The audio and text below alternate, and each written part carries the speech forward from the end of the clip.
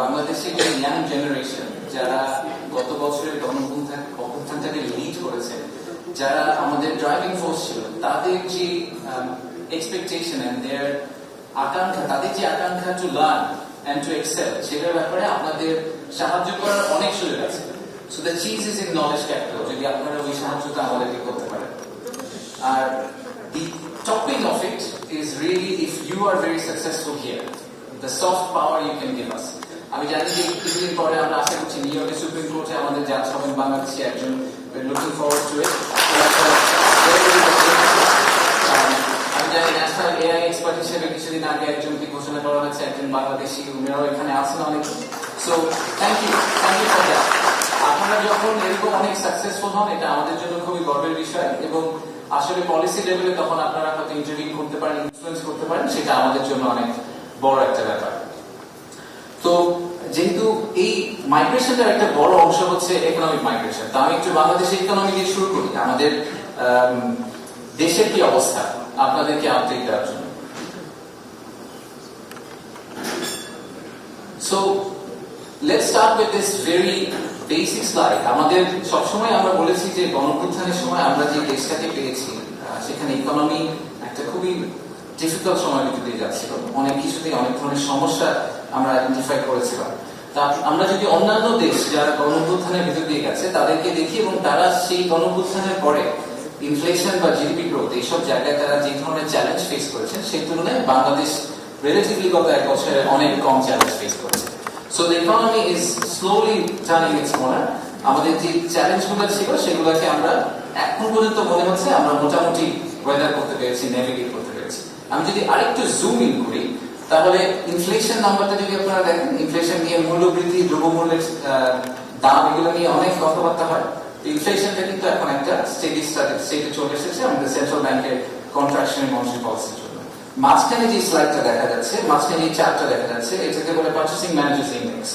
Purchasing Managers Index basically shows the confidence of the business community in reinvesting. So যদি স্কোরটা 50 এর বেশি হয় তাহলে সাধারণত বলা হয় এক্সপ্যানশনারি বিজনেস মাইন্ডসেট। তো এখন আমরা দেখতে পাচ্ছি স্কোরটা কনসিস্টেন্টলি 60 এর উপরে আছে। আর সবচেয়ে এই পাশে যদি আপনারা দেখেন, তা আমাদের বাংলাদেশ ব্যাংকের যে রিজার্ভ, সেটা একটা বড় কনসার্ন ছিল সবসময়। আইএমএফ, ওয়ার্ল্ড ব্যাংক এবং বিদেশি বিনিয়োগকারীরা, বিদেশি ব্যাংকরা কনসিস্টেন্টলি আমাদেরকে বলে যে আমাদের ফরেন কারেন্সি রিজার্ভ নিয়ে একটা ইস্যু আছে। এই ইস্যুটা আমরা এখন মোটামুটি রিজলভ করে এসেছি। In fact record high foreign currency reserve আমাদের এখন আছে, despite paying back about $3 billion, যেটা আমাদের দেনা ছিল বিদেশি অনেক পার্টনারদের কাছে, সেগুলা পে ব্যাক করার পরেও আমরা এখন একটা স্টেডি স্টেজে এসেছি। সেই কারণে আপনারা হয়তো অনেকে যারা পেপার ফলো করেন জানবেন যে গত 2-3 মাসে ইনফ্যাক্ট আমাদেরকে ডলার মার্কেট থেকে কিনতে হয়েছে, কারণ টাকা অ্যাপ্রিশিয়েট করে চলে যাচ্ছে। So the trend we had, যে লাস্ট 2-4 বছরে অনেকে হয়তো মনে আছে যে বাংলাদেশি টাকা 80 টাকা ছিল ডলারের সাথে, এটা হঠাৎ করে লাভ দিয়ে 120 টাকা হয়ে গেল। এখন আমাদেরকে এখানে সেভিয়ার ইনফ্যাক্ট মার্কেট থেকে কিনতে হচ্ছে, না আমাদের নেমে যাওয়ার একটা সম্ভাবনা আছে। So all these things give me confidence the economy finally is stabilizing. তো বিদেশ চ্যানেল হিসেবে আমাকে সবাই জিজ্ঞেস করে এফডিআই তো আসছে না, এফডিআই কবে আসবে, দেশের তো বিদেশি বিনিয়োগ আসলে হচ্ছে না, আপনারা এখন প্রেজেন্টেশন করেন। তো এফডিআই নাম্বারটা যদি আমরা দেখি, গত বছর একই সময়ের তুলনায় এফডিআই এখন আসলে অনেক বেশি। আমাদের বেসটা খুবই লো, সো এফডিআই অনেক বেশি হয়ে বড় কোনো ক্রেডিট নেওয়ার কিছু নাই, বাট অ্যাটলিস্ট আমাদের এই কনফিডেন্সটা আমরা পেতে পারি যে আসলে এফডিআই কমপ্লিটলি বন্ধ হয়ে যায়। এরকম বড় একটা ইভেন্টের পরে একটা সম্ভাবনা ছিল যে বিদেশি বিনিয়োগকারীরা সবাই বললেন যে ওনারা আগামী 1-2 বছর একটু দেখবেন যে বাংলাদেশের কি অবস্থা হয়, তা পর্যন্ত ওনারা ইনভেস্ট করবেন না। কিন্তু সেটা আসলে হয়নি। আমরা দেখতে পাচ্ছি যে এফডিআই গত বছরের তুলনায় প্রায় দ্বিগুণ, এবং গত বছরের তুলনায় আমরা প্রায় 76% দেখতে পাচ্ছি। বেশ কিছু ইন্টারেস্টিং কোম্পানি ইনভেস্ট করেছে। অনেকে বলে ইনভেস্টমেন্ট সামিট থেকে কি হলো, তো আমি যদি একটা এক্সাম্পল দিই, আমাদের চাইনিজ একটা গার্মেন্ট ম্যানুফ্যাকচারার প্রথম যেটা দেখতে পাচ্ছেন ওনারা প্রায় একটা স্টেট অফ দি আর্ট চায়নার বেস্ট ইন ক্লাস টেকনোলজি নিয়ে বাংলাদেশে একটা ফ্যাক্টরি করছেন ইকোনমিক জোনে। সেটাতে প্রায় 25,000 লোকের কর্মসংস্থান হবে আগামী 3 বছরে। দ্বিতীয় যেটা আছে, তাদের আরেকটা ইন্টারেস্টিং স্টোরি, অনেকেই আমরা যারা প্লেনে ট্রাভেল করি তারা দেখি যে অ্যামেনিটি কিট আমরা সবাই এনজয় করি। এই অ্যামেনিটি কিট যারা বানায় তারা আসলে ম্যাক্সিমাম টপ 3 আর all Chinese companies. So the second largest producer, they are moving from China to Bangladesh. এগুলো আমাদের জন্য একটা বড় how we will inshallah go. So this is the economic state. এবং economic state থেকে আমাদের general feeling হচ্ছে there is some momentum that's growing up. We are building momentum slowly. এবং এই momentum build করার জন্য আসলে একটা base foundation, যেটা খুবই strong foundation, সেই foundationটা কিন্তু এসেছে remittance blogger থেকে। তারা যে remittance পাঠিয়েছেন 5 অগস্টের আগে বন্ধ করে রেখেছিলেন, তারপরে পাঠিয়েছেন এবং সেখানে আমাদেরকে একটা strong base দিয়েছে ইকোনমিটাকে আজকে এখানে নিয়ে আসার জন্য।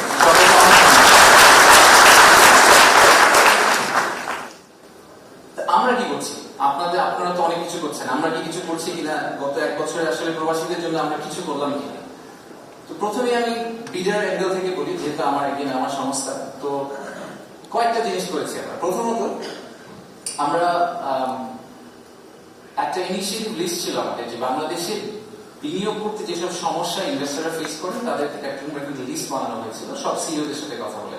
সেই লিস্টটা একটা 32 আইটেম লিস্ট, তার মধ্যে 18টা আমরা অলরেডি সলভ করেছি এবং ইলেকশনের আগে আমরা আশা করছি যে বাকি 14টাও রিজলভ করা হয়ে যাবে। সো বিনিয়োগ পরিবেশ বা বিনিয়োগ বান্ধবতার যে ব্যাপারটা আসে সেই জায়গাতে আমরা এক্সপেক্ট করছি যে বাংলাদেশে বিনিয়োগ করার এক্সপিরিয়েন্সটা আপনাদের 2024-এ যা ছিল 2026 সালে তার থেকে সিগনিফিকেন্টলি বেটার হবে।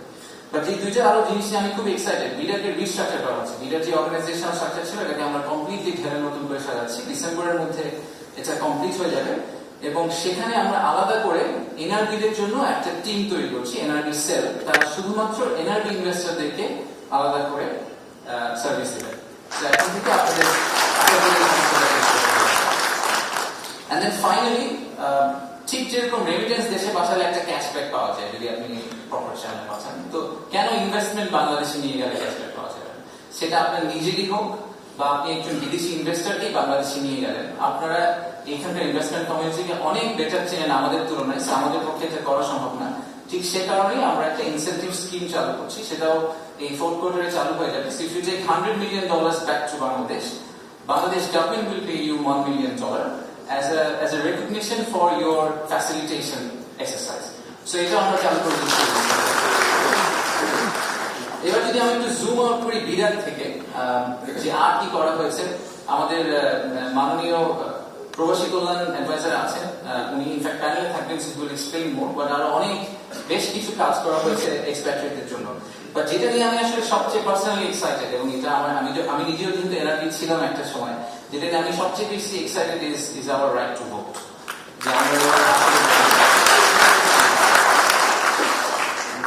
তো আজকে প্রথম আমরা আপনাদেরকে ভোটের প্রসেসটা একটু বলতে চাই। আমরা 2টা স্লাইড আছে, আমরা will explain how you will vote.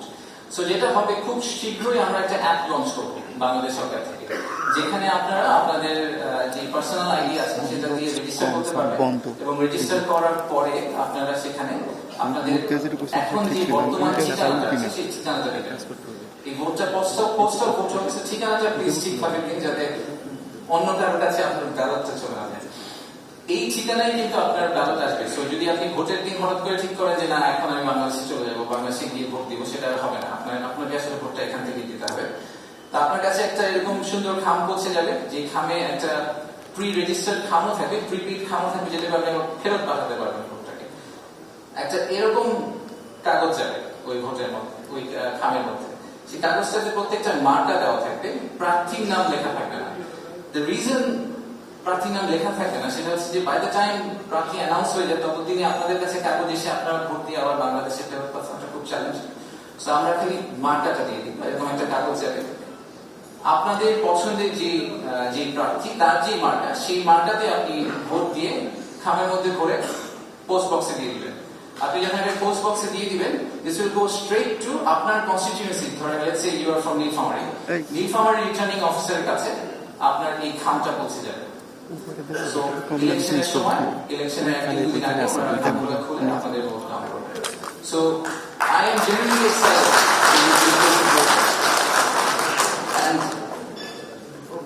আমাদের এই যে একটা আগামী বছর ইনশাআল্লাহ একটা ফ্রি এন্ড ফেয়ার ইলেকশন হবে, আমরা সবাই ভোট দিতে পারবো। এই ভোট দিতে পারার ব্যাপারটা কিন্তু হঠাৎ করে হয়ে যায়নি। আমি শিওর আমরা সবাই জানি যে গত বছর আমাদেরকে যেটার বিরুদ্ধে যেতে হয়েছে দ্যাট ওয়াজ নট প্রিটি। আমি আপনারা অনেকে হয়তো বিদেশে ছিলেন, সোশ্যাল মিডিয়াতে দেখেছেন। আমি দেশে ছিলাম অর্ধেক সময় বিদেশে ছিলাম, সামনাসামনি দেখেছি। অনেকে এখানে আছেন যারা অ্যাকচুয়ালি রাস্তায় ছিলেন। অনেক বাচ্চা ছেলে মেয়ে তাদের লাইফ লুজ করেছে, অনেকে তাদের এমন ধরনের ইনজুরি হয়েছে যে তারা হয়তো ভবিষ্যতে একটা সুস্থ জীবন আর কাটাতে পারবেন না। So this was very difficult. We won the vote through a lot of struggle. So ওই সময় একটা গান খুব বিখ্যাত হয়েছিল, আমি জানি না আপনারা শুনেছেন কিনা, যে মোহিনী চৌধুরীর, যে কত বিপ্লবী বন্ধুর রক্তে রাঙা বন্দি মাখা শিকল ভাঙা। So this is our Bangladesh, এবং we have won this with a lot of struggle. We all have won this with a lot of struggle. So we cannot let that fail. So this is a generational opportunity, and a generational opportunity যাকে fully harness করার জন্য we need your help. So আজকের এই event থেকে all we expect, the purpose of this event, আমি ঢোকার সময় আমাকে জিজ্ঞেস করছি যে আজকের ইভেন্ট থেকে আপনার এক্সপেকটেশন কি? The expectation is a renewed sense of hope যে Bangladesh and its children abroad, we can work together and we can create something absolutely new. Thank you.